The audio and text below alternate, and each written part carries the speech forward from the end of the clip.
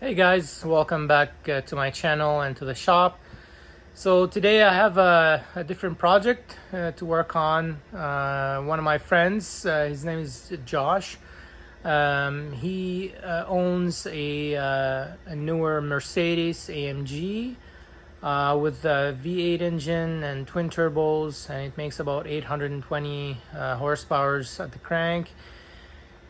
So he had an exhaust for it, factory exhaust that had a H pipe with a electrical solenoid to actuate the whether to let the H pipe work or not.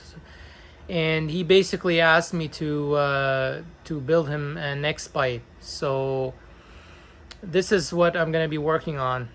This is the midsection of the Mercedes exhaust that he brought over to me, and the factory H pipe with the electronic solenoid, I guess. This is it here. So he had issues with the solenoid because he was rattling. So he brought it to a shop, and what they did is basically they cut off this section here, and then they just welded straight pipes. So instead of this section here, what I'm gonna do is I'm gonna build X pipes for him.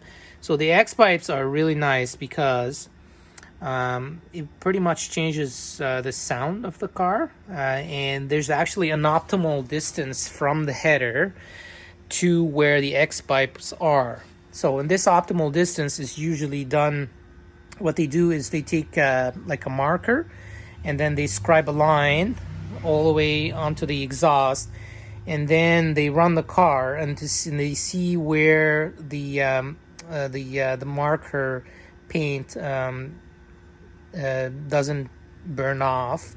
This is where the X pipe should be. So there's an optimal position for an X pipe in a car, and I think it's a little bit further down for this car. It's usually 36 inches or something like that. It depends, each engine is different. So why the X pipe? So the X pipe has two advantages. The first one is scavenging. So scavenging means that when you have an X pipe, so when the exhaust runs through the X pipe, as it crosses from one side to another, it creates suction on this side, so it pulls the exhaust from the other header. And this way it acts just like a if you want, like a pump, and then it just sucks the exhaust fumes from the exhaust. So this obviously makes the engine more efficient and it creates more horsepower. But the nice thing about it too is it changes the entire sound of the car normally with the X pipe. And what it does also, it equalizes both sides of the cylinders, the left and the right hand side.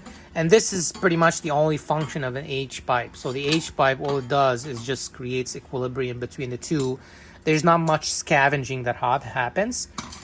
All right, so this is the start of it. Obviously the biggest issue that I'm gonna have is I'm gonna try to keep the front pipes in their place, and this is going to be difficult to do. So I'm going to have to build some sort of a jig and try to weld them to keep them in place. And then what I'm going to do is I'm just going to start building the X pipe. So what I have so far are basically 5 90-degree mandrel bend 3-inch exhaust tubing. So this is my starting point. I don't have an X pipe, so I have to build one from scratch. So I'll show you my progress. All right, so step one of the fabrication, put it on the welding table. Make sure it's clamped properly, and I tack welded a few scrap pieces of steel. Do the same thing in the back.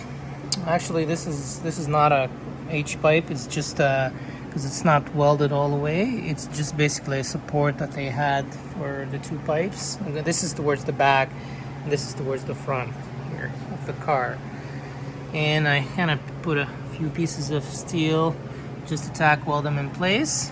And then I got two of the 90s, and I kind of cut them up using bandsaw, and then pretty much fit them together. and I'll tack weld them in place and then start building the exhaust. You know what I hate about the exhaust is I don't know why they wrap them with sticky pieces of paper, but it takes me forever to get off, and they don't even come off all the way. But anyways, they could have just put a small tag, but they choose to put the biggest tag possible. Spend half an hour getting all the pieces of paper off. Anyways, the X-pipe is now almost complete. What I had to do is I had to extend it a little bit, and then I pretty much welded it, and I had to cut it here in order for it to go over where I want to put them pipes. And as you can see here, I marked the pipe where it would go, so approximately it's gonna go something like that. There you go. And then I kind of mark it also here. So the ends are just approximate right now, and what I like to do is I actually use a hose clamp, and the hose clamp I just tighten it on the tube, and then it will give me an easy way to mark it. Alright, so I'm gonna give you a nice demonstration of how an X-pipe actually works. So if you come closer here, so I got compressed air and I have a paper towel. So as the air passes through one side, you're gonna see how the paper towel is gonna get drawn into the other side. And if you come on this side, you will be able to see it a little bit better. There you go. So I'm gonna blow some compressed air. See how the paper towel just goes towards the flow? I'm not pushing it, it's just going on its own. So this is the Venturi effect, and it's basically just drawing air, and this is how the X-pipe becomes beneficial for the engine, and it will actually give you scavenging, a little bit more horsepower, and effectively mostly changes the sound of the exhaust for the car. Alright, here it is, all completed. Let me take a look at it this way.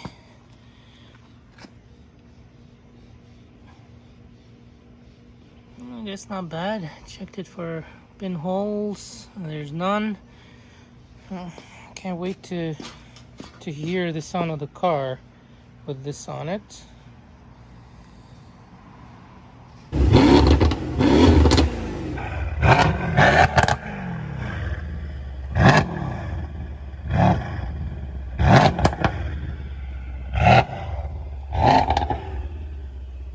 Sounds pretty nice. That's a beauty. 820 horsepower. Probably gonna be more soon. That's a beautiful car.